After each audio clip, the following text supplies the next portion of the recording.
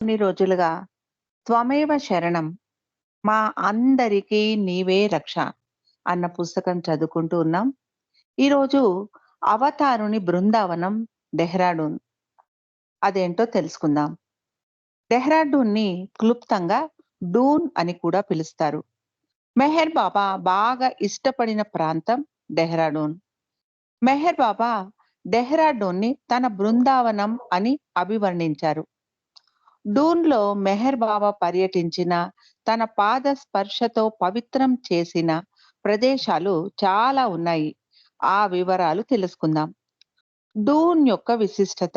మెహర్ బాబా డెహ్రాడూన్‌లో తొలిసారిగా 1953 మార్చ్ 23వ తేదీన, ఆ పిదప 1953 నవంబర్ 1న 2 దఫాలలో బహిరంగ దర్శనం ఇచ్చారు.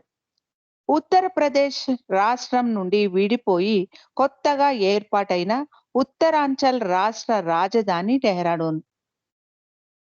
మెహరుడు తన ఆధ్యాత్మిక కార్యక్రమంలో భాగంగా 1941 నుండి 1953 దాకా, అంటే సుమారు 12 సంవత్సరాల నడుమ డెహ్రాడూన్ పరిసర ప్రాంతాలలో తన పాద స్పర్శతో పలు ప్రదేశాలను పవిత్రం చేశారు. ఈ సమయంలో అనేక మంది మస్తులతో బాబా తన ఆధ్యాత్మిక కార్యక్రమాలను నిర్వహించారు. డెహ్రాడూన్‌లోనే మెహర్ బాబా తాను ఉన్నతోన్నతుడను, హైయెస్ట్ ఆఫ్ ద హై అని ప్రకటించారు. మెహర్ ప్రసాద్ డెహ్రాడూన్. ఈ అవతార కాలంలో మెహర్ బాబా మానవాళికి అందించిన అద్భుత గ్రంథం భగవత్ వచనం, గాడ్ స్పీక్స్. బాబా ఈ గ్రంథ రచనకు శ్రీకారం చుట్టింది డెహ్రాడూన్ నుండే.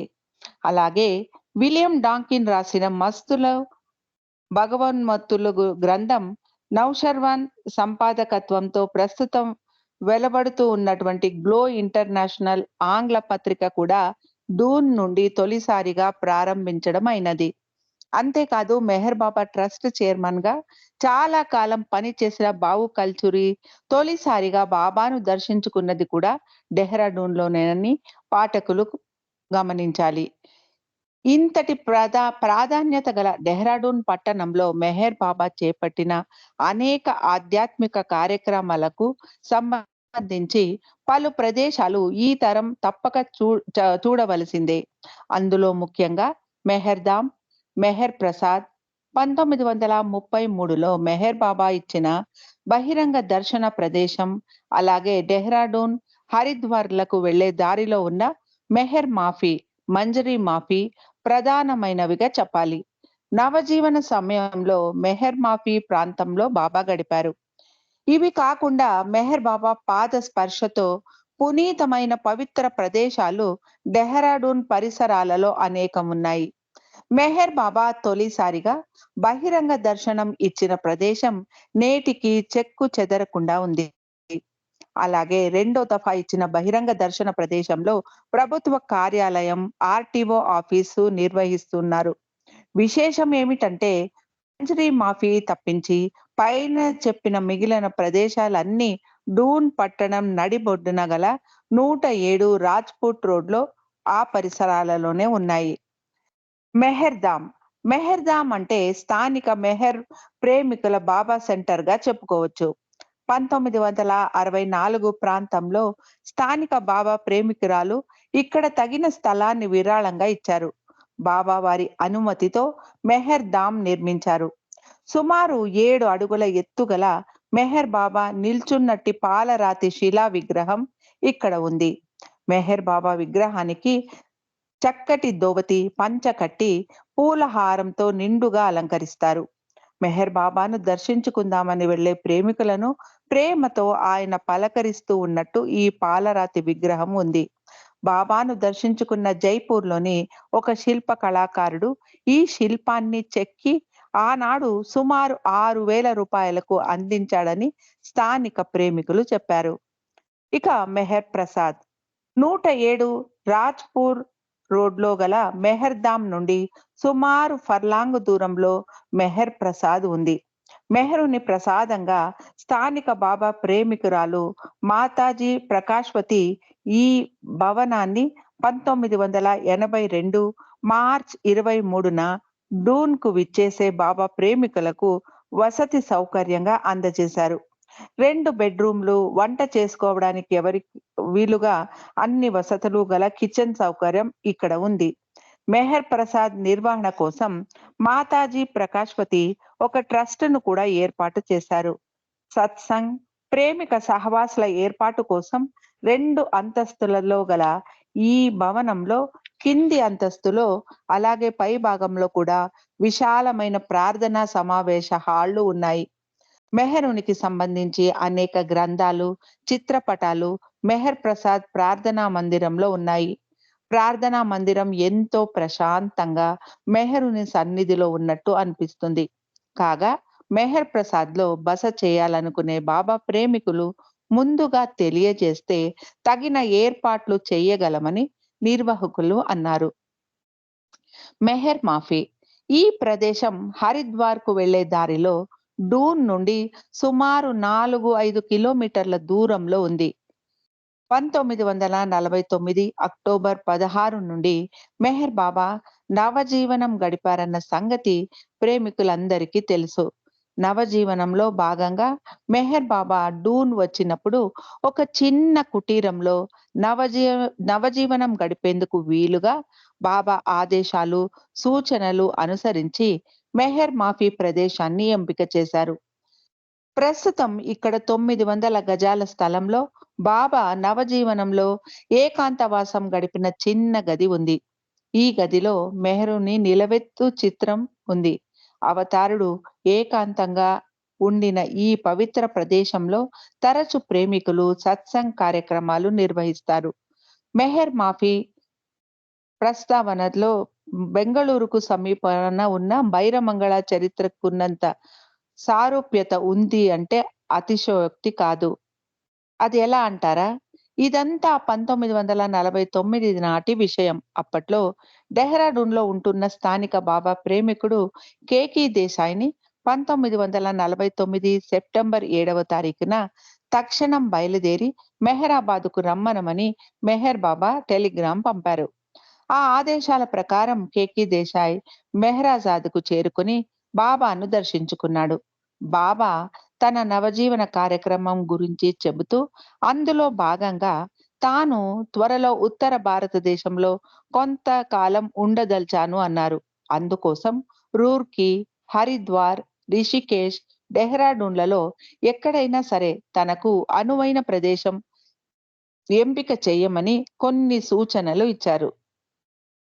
ఇలా ఎంపిక చేసిన ప్రదేశం ప్రధాన పట్టణానికి సుమారు 5, 6 కిలోమీటర్ల దూరంలో ఉండాలని బాబా సూచించారు. ఆ ప్రదేశం గ్రామీణ వాతావరణాన్ని పోలి ఉండాలి అన్నారు. ఈ విషయాలు చాలా గోప్యంగా ఉంచాలని, కనీసం కేకీ దేశాయ్ భార్యకు కూడా చెప్పకూడదని బాబా అన్నారు.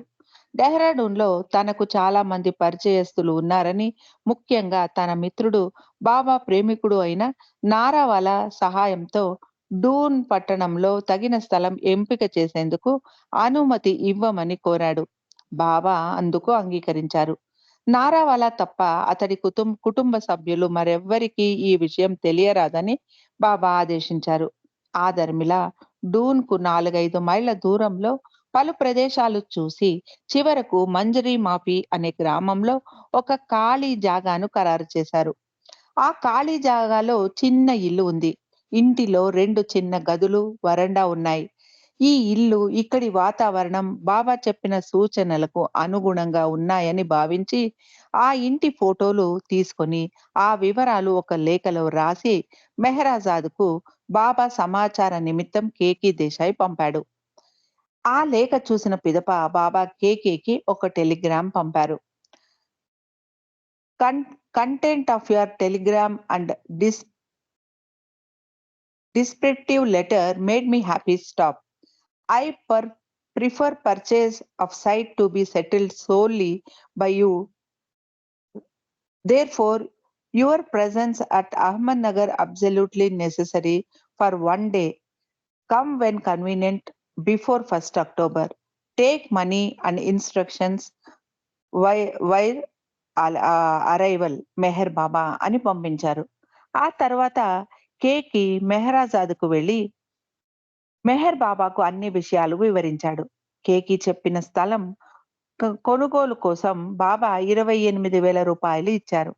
ఆ డబ్బు తీసుకొని స్థల యజమానితో చర్చించి స్థలంతో పాటు పురుష మండలి కోసం ఒక చిన్న కుటీరం ఏర్పాటు, ఇతరత్ర అన్నిటికీ కలిపి 16,385 రూపాయల 6 అణాలు ఖర్చు చేసి స్థల యజమానితో సేల్ డీడ్ అంగీకారం కుదుర్చుకున్నారు.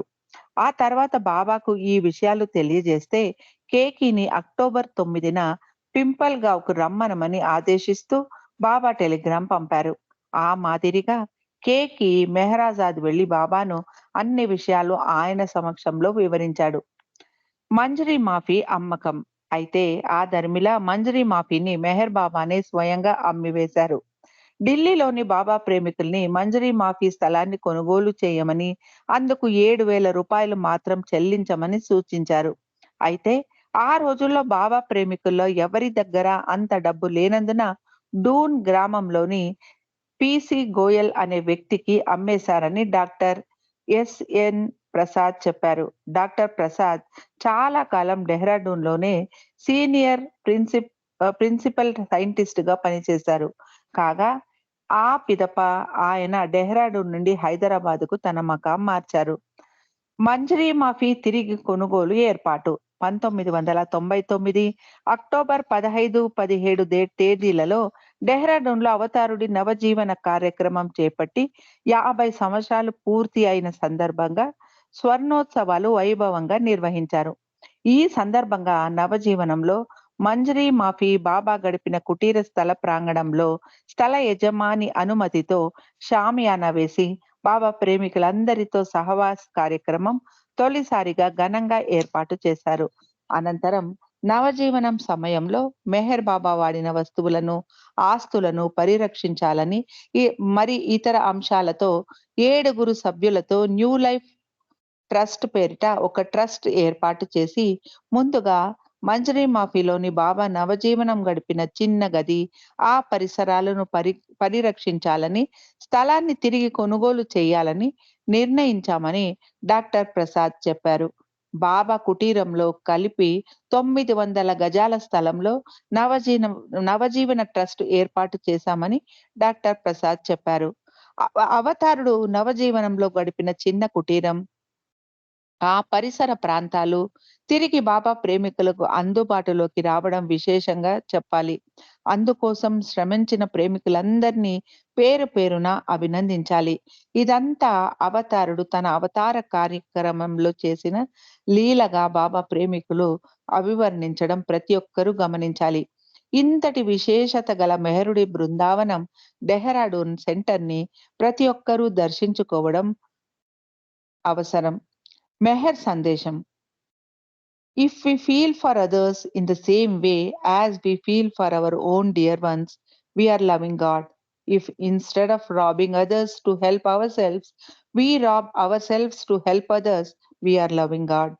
భగవంతుణ్ణి ప్రేమించడం అంటే మనకు అత్యంత ఇష్టమైన వారి కోసం ఏ రకంగా పరితపిస్తామో ఇతరుల కోసం కూడా అదే మాదిరిగా ప్రవర్తించడం అన్నారు మెహర్ బాబా. ఇతరుల్ని పీడించి నీవు లాభం పొందే కంటే నీవుగా ఇతరులకు సహాయపడడానికి ప్రయత్నించు. ఇదే భగవంతుడికి ఎంతో ప్రీతి అని మెహర్ బాబా అన్నారు.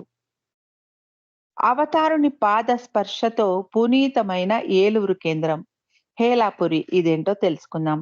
హేలాపురి అంటే మరేదో కాదు, పశ్చిమ గోదావరి జిల్లా కేంద్రమైన ఏలూరు పట్టణానికి చరిత్రలో హేలాపురి అని, హేలాపూర్, ఎల్లాపూరులని చుట్టూతా ఏర్లు ప్రవహిస్తూ ఉన్న ప్రాంతంగా పిలిచేవారు. ఏర్లపురే ఏలూరుగా రూపాంతరం చెందింది. అవతార్ మెహర్ బాబా ఏలూరు పట్టణాన్ని 2 సార్లు సందర్శించారు. 1953 జనవరి 23 నుండి 28 వరకు, అలాగే 1954 ఫిబ్రవరి 22 నుండి 24 వరకు. ఈ 2 సందర్భాలలో బాబా ఏలూరులోని కట్టా సుబ్బారావు గారి తోటలో బస చేశారు. ఇక్కడ మెహర్ బాబా తన స్వహస్తాలతో స్థానిక బాబా సెంటర్ మెహర్ నిలయం కోసం 1953 జనవరి 28న శంకుస్థాపన చేశారు. కాగా 1988 డిసెంబర్ 25న అంటే 3 దశాబ్దాల తరువాత స్థానిక బాబా ప్రేమికులు నిర్మాణపు పనులను పూర్తి చేసి బాబా కేంద్రాన్ని ప్రారంభించారు. ప్రథమ ఆంధ్ర పర్యటనలో చివరి రోజు 1953 జనవరి 28 మెహర్ తన తొలి ఆంధ్ర పర్యటనలో చివరి రోజు. మెహర్ బాబాకు ఆనాడు ఆతిథ్యం ఇచ్చిన కట్టా సుబ్బారావు గారి కోరిక మేరకు బాబా సెంటర్ భవనం కోసం మెహర్ బాబా స్వయంగా ముత్యాలు, నవధాన్యాలతో శంకుస్థాపన చేశారు. అయితే సెంటర్ నిర్మాణపు పనులు వెంటనే చేపట్టలేదు. కారణాలు ఏమైనా నేడు మనం చూస్తూ ఉన్న బాబా సెంటర్ నిర్మాణపు పనులు పూర్తి స్థాయిలో పూర్తి అవ్వడానికి సుమారు 3 దశాబ్దాలు పట్టిందని చెప్పొచ్చు. 1988 డిసెంబర్ 25న బాబా కేంద్రాన్ని లాంఛనంగా ప్రారంభించారు. నేడు విశాలమైన సెంటర్లో బాబా ప్రేమికులు శ్రీ బాలగోపాల భాస్కర్ రాజు గారి చిత్రించిన నిలువెత్తు అవతారుడి చిన్ముద్ర చిత్రం సప్త భూమికలతో ఆధ్యాత్మిక చింతనా పరుల్ని మైమరిపిస్తూ ఉంది. సెంటర్ చుట్టూతా విశాలమైన పెద్ద పాలరాయి పరిచిన హాలులో పరిశుభ్రతతో పాటు అవతారుడి దైవత్వం ఉట్టిపడేలా ఉంది.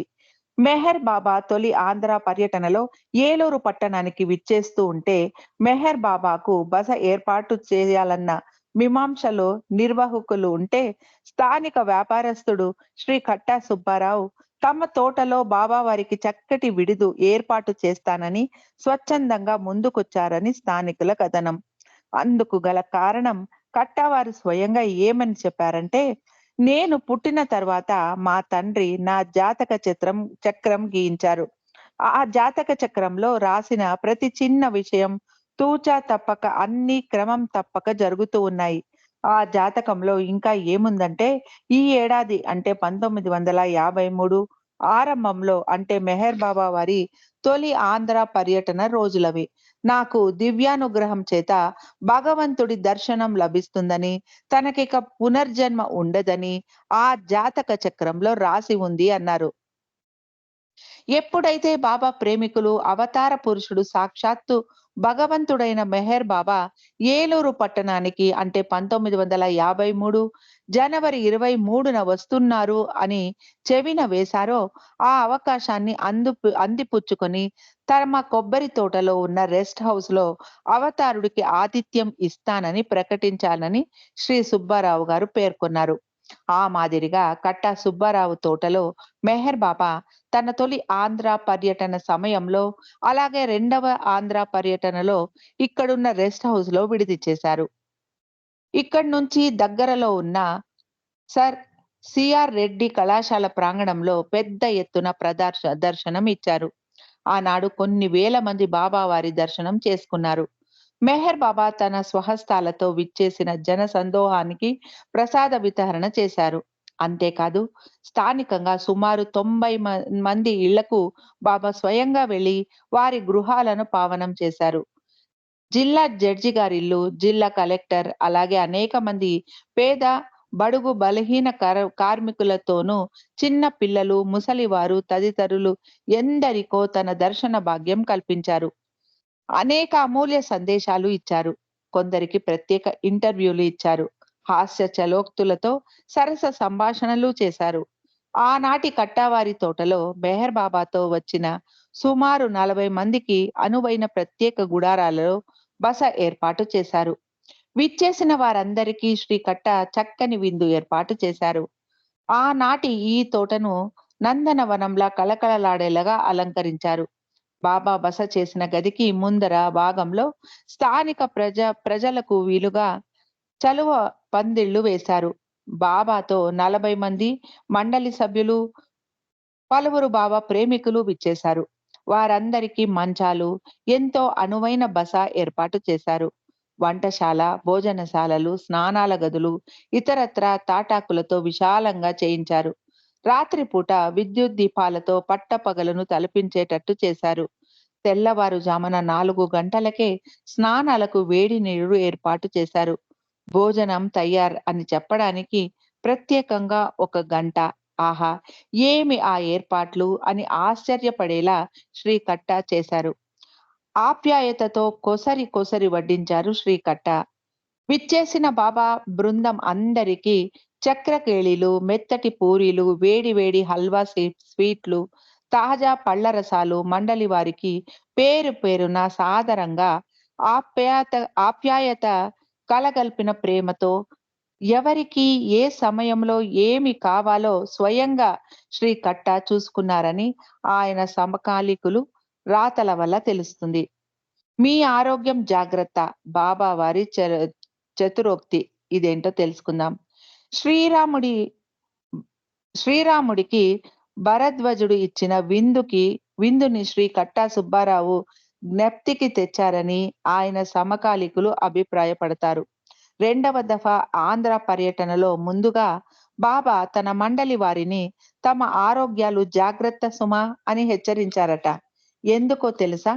శ్రీ కట్ట బాగా తిను తిను అని బలవంతం చేస్తాడు.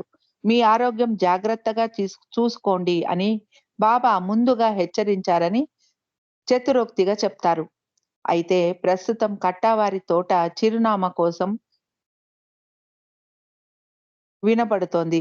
ఈ ప్రాంతమంతా కాంక్రీట్ జంగిల్ గా మారింది. పచ్చదనం అక్కడక్కడ కనిపించినా బహుళంతస్తుల అపార్ట్మెంట్లు, డూప్లెక్స్ విల్లాలతో రియల్ ఎస్టేట్ భూమితో ఈ ప్రాంతం ఒక చక్కటి టౌన్‌షిప్ గా కనపడుతుంది. ఏమైనా అవతారుడి పాద స్పర్శతో పునీతమైన ఈ ప్రాంతంలో మెహర్ బాబా చేసిన పునాది రాయి ప్రాంగణంలో చక్కని ప్రార్థనా మందిరం నిర్మించారు.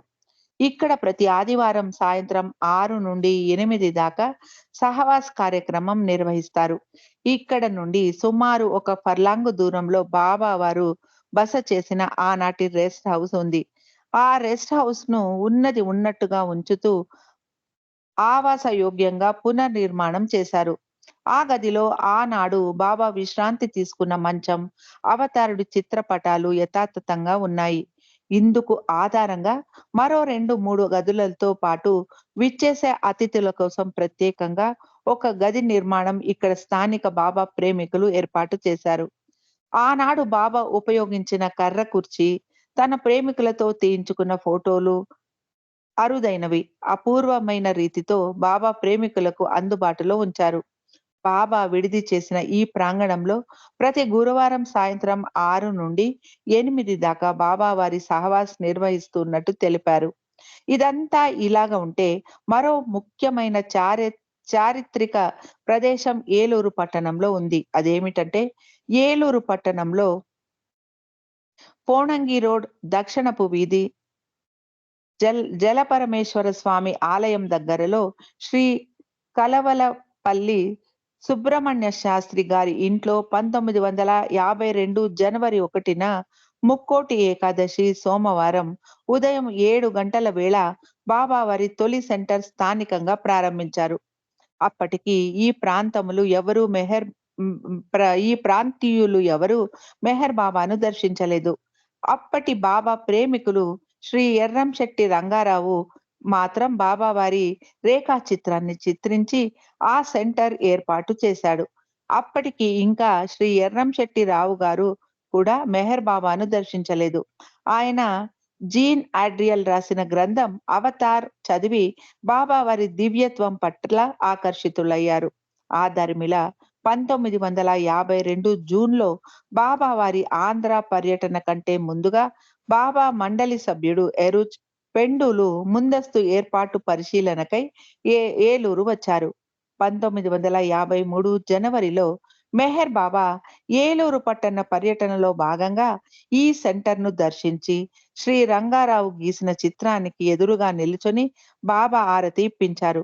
నేడు శ్రీ కలవలపల్లి సుబ్రహ్మణ్య శాస్త్రి గారి ముని మనమడు 3వ తరంలో అదే బాబా చిత్రపటానికి నిత్యం హారతి అందిస్తూ ఉన్నారని చెప్పారు. తన చిన్ననాటి నుండి నేటి దాకా వారింట బాబా ప్రేమతో జరిగిన అనేక అనుభూతులు వారు మాతో చెప్పారు. తెలుగు నాటగల ప్రతి బాబా సెంటర్‌కు ఒక ప్రత్యేకత ఉంది. అయితే అవతారుడు బస చేసి తన పాద స్పర్శతో పునీతం చేసిన ఏలూరు పట్టణంలో ఉన్న ఈ కేంద్రం ఒక్కసారి దర్శించుకోవడం అవసరం. చివరిగా మధ్యాహ్నం 3:30 సమయంలో బాబా స్థానికంగా గల థియోసాఫికల్ హై స్కూల్‌ని సందర్శించారు. అక్కడ ఉన్న చిన్నారులను చూసి బాబా ఇలా అన్నారు. "నేను పిల్లల్ని ఎంతగానో ప్రేమిస్తాను. నేను వారి మధ్య ఉండటానికి ఎంతో ఆనందిస్తాను. నా మెడలో మీరు వేసే పూలహారాలు, పూజలు, ఆరతి కంటే నేను వారితో ఆటలాడుకోవడానికే ఎక్కువ ఇష్టపడతాను" అన్నారు. ముఖ్యంగా మీరు ఏదో ఒక రోజున దైవీ ప్రేమతో సత్యాన్వేషకులుగా ఎదగగలిగితే నేనెంతో సంతోషిస్తానని బాబా ఆ చిన్నారులను ఉద్దేశించి తన సందేశం ఇచ్చారు. యాత్రా కథనంలో 1970లో ప్రసరించిన వ్యాసం హమీర్పూర్ అదేంటో తెలుసుకుందాం. శ్రీ మల్లాది రామారావు మెహర్‌పురి హమీర్పూర్‌ని 1970 అక్టోబర్‌లో సందర్శించి ఒక చక్కని యాత్రా కథనాన్ని రాశారు. ఆ వ్యాసం 1970 నవంబర్ 'మెహర్ జ్యోతి' మాసపత్రికలో ప్రచురితమైంది. అప్పటికి ఇంకా మెహర్‌పురి నిర్మాణపు దశలోనే ఉంది. ప్రతి ఏడాది నవంబర్‌లో మెహర్‌పురిలో జరిగే విశ్వ ప్రేమిక మేళాను తెలుగువారు పెద్ద సంఖ్యలో హాజరవుతారు. ఇప్పటికే చాలా మంది తెలుగువారు మెహర్‌పురిని ఒక్కసారి కంటే ఎక్కువ సార్లు సందర్శించారు. సుమారు అర్ధ శతాబ్దం నాటి ఈ రచనల్లో మెహర్‌పురి గురించి ఈ తరం పాఠకులకు ఎన్నో ఆసక్తికర విషయాలు తెలుస్తాయి. ఈ వ్యాసం ఆనాటి కొన్ని జ్ఞాపకాలను మీకు తప్పక గుర్తుకు చేస్తుంది. కాగా ఇకపై శ్రీ మల్లాది గారి మాటల్లోనే చదువుకుందాం. 1970 అక్టోబర్‌లో అవతార్ మెహర్ బాబాకు అత్యంత ప్రియమైన హమీర్‌పూర్‌ను దర్శించే భాగ్యం కలిగింది నాకు. ఉత్తరప్రదేశ్ రాష్ట్రంలోని హమీర్‌పూర్ జిల్లా కేంద్రం హమీర్‌పూర్. ఝాన్సీకి ఉత్తరంగా 106 మైళ్ళ దూరంలో లక్నో వెళ్లే రహదారిలో ఉన్న ఈ పట్టణం చేరుకోవడానికి 2 మార్గాలు ఉన్నాయి. ఒకటి నాగ్‌పూర్, కాన్పూర్ మధ్యలో ఉన్న ఝాన్సీ నుండి 58 మైళ్ళ దూరంలో ఉన్న ఒరాయి గ్రామానికి బస్సులో వెళ్లి అక్కడ బస్సు మారి గమ్యస్థానం చేరుకోవడం. ఆ మార్గంలోనే నేను ప్రయాణం చేశాను. రెండవది ఝాన్సీ నుండి కాల్ఫీ వరకు రైలులో ప్రయాణం చేసి అక్కడి నుండి బస్సులో హమీర్పూర్ వెళ్ళడం. కాల్ఫీ నుండి హమీర్పూర్ సుమారు 40 మైళ్ళ దూరంలో ఉంది. దక్షిణాది నుండి బయలుదేరి వెళ్లే ప్రేమికులు మొదట పేర్కొన్న మార్గంలో ప్రయాణం చేయడమే సుఖప్రదమని గుర్తిస్తారు.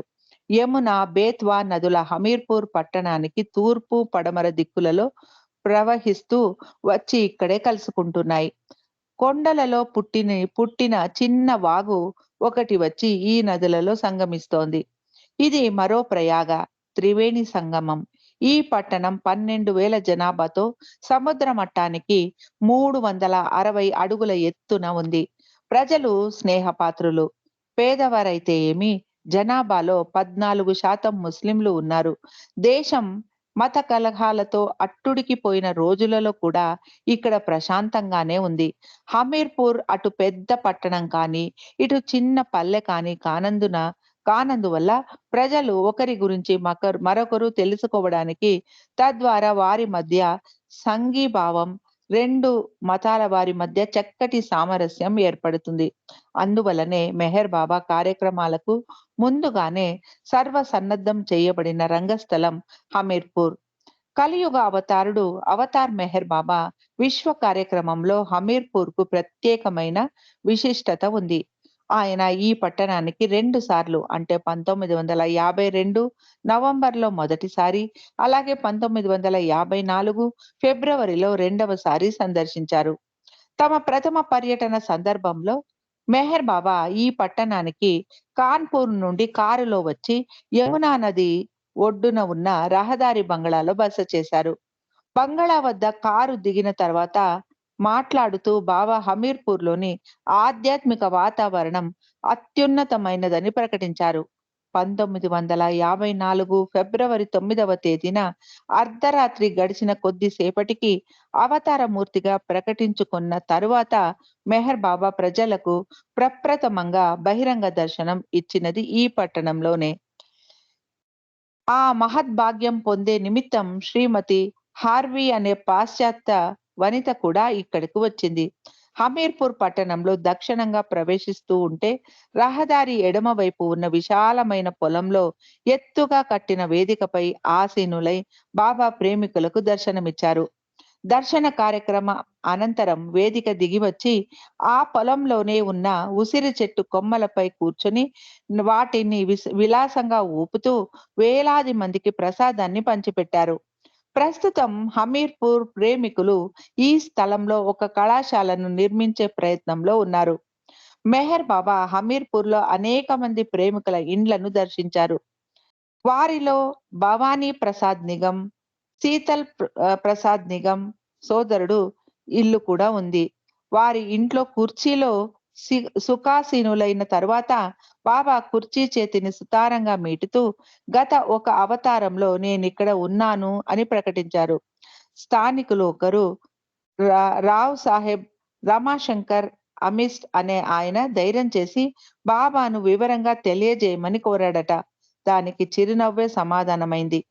ఈ ప్రశ్న మరో 7 సంవత్సరాల తరువాత నేను తిరిగి ఏం ఈ ప్రశ్న మరో 700 సంవత్సరాల తరువాత నేను తిరిగి అవతారం ఎత్తినప్పుడు అడుగు అని బాబా ఆయనతో అన్నాడు. సమాధానం లేని ప్రశ్నగానే మిగిలిపోతుందేమో అని అనిపించింది కొందరికి. నా తిరుగు ప్రయాణంలో వార్ధాలో ఆగినప్పుడు అక్కడి ఒక సోదరుడు కూడా అదే మాట అన్నాడు. నిజమేనేమో అనిపించింది నాకు కూడా. 700 నాటి మాట కదా! మరి ఇంతలోనే ఈ చిక్కు ప్రశ్న విడదీస్తూ బాబా సమాధాన్ని పూరింపజేశారు. ప్రశ్న వేసేవాడు, సమాధానం చెప్పేవాడు ఒకరే. అది నేనే కదా! సంశయం దేనికి అని. బాబా కేశవ నారాయణ్ నిగమ్ ఇంటికి కూడా దర్శించారు. అప్పట్లో ఆయన మహేవాలో ఉండేవారు. ప్రస్తుతం ఇక్కడే స్థిర నివాసం ఏర్పరచుకున్నాడు. నిగమ్ రచించిన మెహర్ చాలీసా సుప్రసిద్ధమైనది. ప్రతి బాబా ప్రేమికుడు నిత్యం పఠింపదగినది. ఆయన ప్రస్తుతం వయస్సులో పెద్దవాడైనా ఉత్సాహం మాత్రం తగ్గలేదు. శ్రీ కేశవ నారాయణ్ నిగమ్‌ని కలుసుకోగానే మన శివుడు శివారావు గారు నాకు గుర్తుకు వచ్చారు. ఇద్దరూ ఒక విధంగా అదృష్టవంతులే. ఆరోగ్యం అప్రధానమని బాబా కార్యక్రమాలకు ప్రాధాన్యం ఇస్తూ ఉంటారు. సోదరుడు శ్రీ నిగమ్ పార్కిన్సన్ వ్యాధితో బాధపడుతూ ఉన్నాడు. కుడి చేతికి సోకిన ఈ వ్యాధి కుడి కాలికి కూడా వ్యాపించింది. ఈ అనారోగ్యంతో మెహర్ పుకార్ పత్రిక నిర్వహణ చాలా కష్టంగా ఉంది అన్నారాయన ఒకసారి.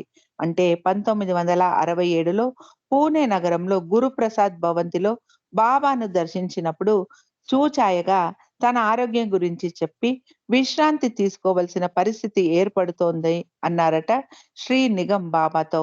బాబా సమాధానంగా మందహాసం చేస్తూ నీకు సోకిన ఈ వ్యాధి తగ్గదు అని స్పష్టంగా తెలియజేశారట. అయితే సాధ్యమైనంత వరకే, చేయగలిగినంత మేరకే నా పనిని చేయవలసింది అని ఆదేశించారట. పత్రిక సంపాదకత్వ బాధ్యతను మరొకరికి అప్పగించి విశ్రాంతి తీసుకోవాలని నిగమ్ సోదరుడి ఉద్దేశం. కానీ బాబా వారు ఆయన కోరికను నిరాకరించడం జరిగింది. కేశవ నారాయణ బాబా అనుజ్ఞ శిరసావహించాడు. 1969 ఏప్రిల్‌లో జరిగే దర్శన కార్యక్రమం ఏర్పాట్లు చర్చించే నిమిత్తం ఏర్పాటైన కార్యకర్తల సమావేశానికి 1968 అక్టోబర్ నెలలో పరమేశ్వరి దయాళ్, పుకార్, కేశవ నారాయణ్ నిగమ్ ఇద్దరూ హాజరయ్యారు. నిగమ్ చేరువకు పిలిచి బాబా అతడి 2 చేతులను తన చేతుల్లోకి తీసుకొని నిమురుతూ నీ వ్యాధిని నేను తగ్గిస్తాను అన్నారట. బాబా నిగమ్ 2 చేతులను పైకెత్తి చూపుతూ సమావేశమైన వారిని ఉద్దేశించి నిగమ్ చేతులను నా చేతులలాగా మార్చేస్తాను అని ప్రకటించారు. ఈ సంఘటనను గుర్తు చేసుకొని ఉద్విగ్నుడై శ్రీ కేశవ నారాయణ్ అవతార పురుషుడు ఆ మాట అనడమే చాలు, నాకు ఇంతకంటే కావాల్సిందేమిటి? కానీ రోజు రోజుకు వ్యాధి ముదురుతూనే ఉంది అని తెలియజేశాడు. డాక్టర్ పరమేశ్వరి దయాళ్ మేనమామ ఇంటికి వెళ్లి ఆయన కొత్తగా ఏర్పాటు చేసిన పిండి మరను స్వయంగా ప్రారంభించారు బాబా. ఇంకా మరికొందరి ఇండ్లకు కూడా బాబా సందర్శించారు. హమీర్పూర్‌లో తమ దర్శన కార్యక్రమాన్ని ముగించుకొని బాబా మరొక ఊరికి ప్రయాణమవుతూ శ్రీమతి హర్వి బస చేసిన బంగళాకు వెళ్లారు. ఆమెను కుశల ప్రశ్నలు వేసి బంగళా నుండి బయటికి వస్తూ వెలుపలి గుమ్మం వద్ద కొద్దిసేపు నిలబడి ఎదురుగా ఉన్న పొలాల వైపు చూసి పక్కనే ఉన్న పరమేశ్వరి దయాళ్‌కు సౌజ్ఞ చేశారట. పొలాల విషయమై అడుగుతున్నారని భావించిన మన సోదరుడు అందులోని పంట గురించి వివరించాడట. బావ చిరునవ్వులు చిందించారు. పరమేశ్వరి దయాళ్ తాను సరైన సమాధానం ఇవ్వలేదేమోనని వ్యాకులపడ్డాడు. బంగళా నుండి కారులో వెడుతూ ఉన్నప్పుడు ఈ విషయాన్ని ఎరుట్ సోదరుడికి తెలియజేస్తూ ఉండగానే ఆ పొలాలను దాటిపోయింది కారు. విషయం తెరుగున మడ తెర తెరమరుగున పడిపోయింది. అంతవరకు పరమేశ్వర్ దయాళ్ ఆధ్వర్యంలో వెలువడిన హిందీ రాజకీయ పత్రిక 'పుకార్'ను అవతార పురుషుని సత్యప్రేమ సందేశ ప్రచార సాధనంగా ఉపయోగించుకోవడానికి మెహర్‌పూర్‌ని విస్మ నిర్మించడానికి మెహర్ బాబా అనుమతిని హమీర్పూర్ ప్రేమికులు 1954వ సంవత్సరంలోనే పొందారు. ఆనాటి నుండే మెహర్ పుకార్ వెలువడనారంభించింది. అయితే మెహర్‌పురి నిర్మాణ కార్యరూపం దాల్చడానికి 12 సంవత్సరాలు వేచి ఉండవలసి వచ్చింది. అది 1964వ సంవత్సరం. మెహర్‌పురి నిర్మాణం ప్రారంభించిన డాక్టర్ పరమేశ్వరి దయాళ్ స్థలాన్వేషణలో తిరుగుతూ పొలాల పక్కగా వెళుతూ ఉంటే రహదారికి ఎడమ వైపున ఉన్న పొలం వైపున దృష్టి మళ్ళింది. ఏదో తెలియని అన్వ అని అనిర్వచనమైన అనిర్వచనీయమైన అనుభూతి కూడా కలిగింది అతడికి. భూమాత పిలుస్తూ ఉన్నట్టు అనిపించడం, మనస్సులో ఒక నిర్ణయానికి రావడం త్రుటి కాలంలో జరిగిపోయాయి. వెంటనే ఈ సంగతి మిత్రులకు తెలియజేస్తూ డాక్టర్ పరమేశ్వరి దయాళ్ మెహర్‌పురి నిర్మాణానికి అనువైన ప్రాంతం అదే అని వివరించాడు. గత స్మృతులను నెమరు వేసుకుంటూ అంటే 1954లో బాబావారు ఆసక్తి కనబర్చిన ప్రాంతం అదే అని గుర్తుకు వచ్చింది. ఇతర సోదర ప్రేమికుల సహాయంతో ఈ పొలాన్ని ఖరీదు చేశారు. అది 4 ఎకరాల విస్తీర్ణం గల సుక్ ఆహ్, సుక్షేత్రమైన భూమి. 5, 6 రైతులు సేద్యం చేసుకుంటూ ఉండేవారు. ఏమైతేనేం కలలు ఫలించి ప్రయత్నాలకొక రూపు వచ్చింది. 1964లో బాబా ఇక్కడ 1964వ సంవత్సరంలో ఇక్కడ బ్రహ్మాండమైన మేళా నిర్వహింపబడింది. పురుషుల తరపున డాక్టర్ హెచ్‌పి పరూష, సర్దార్ అమర్ సింగ్ సైగల్, మహిళల తరపున శ్రీమతి సంజీవిని తాయ్ డాకే ఫాల్కర్‌లను బాబా పంపించారు. మహదానందంతో జరిగిన ఆ ప్రేమిక సమ్మేళనానికి బాబా కానుకగా పంపించిన మర్రి చెట్టును సైగల్ సోదరుడు నాటాడు. యావత్ మెహర్ ప్రేమిక లోకం సహాయ సహకారాలతో చురుకుగా కొనసాగుతున్న మెహర్‌పురి నిర్మాణం నేడు చూసేసరికే దాదాపు పూర్తి కావచ్చింది. ఇక మెహర్‌పురి గురించి మరిన్ని విషయాలు రేపు చదువుకోవడానికి ప్రయత్నం చేద్దాం. అందరికీ జై బాబా.